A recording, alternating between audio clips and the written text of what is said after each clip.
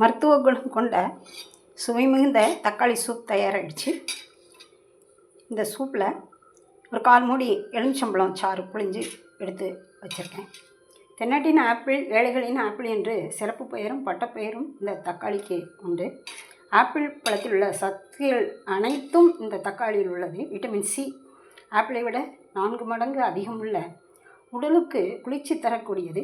முன்பு நம் மக்கள் புளியை அதிகம் பயன்படுத்தினார்கள். தற்பொழுது புளியை குறைத்து தக்காளியை அதிகம் சேர்க்கிறார்கள். சிலர் புளியை போடாமலே சமைக்கிறார்கள். மூலிகை மருத்துவம் குணம் கொண்ட இந்த தக்காளி சுவை மிகுந்தது. மகசூல் குறைந்தாலோ அல்லது மழையால் பாதிக்கும் போதோ விலை கூடும்.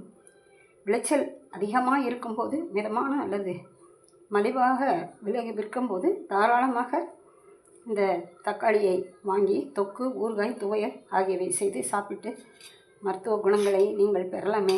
கர்ப்பம் தெரித்த பெண்கள் டெய்லி ஒரு பழம் சாப்பிடலாம். நன்கு பழுத்ததாக இருக்கணும். இப்போ இந்த சூப்பை இதில் ஊற்றி வச்சுருக்கேன். இதில் தேவைன்னா மிளகு ஜீரகம் போட்டுக்கலாம், தூள் போட்டுக்கலாம். இந்த சூப்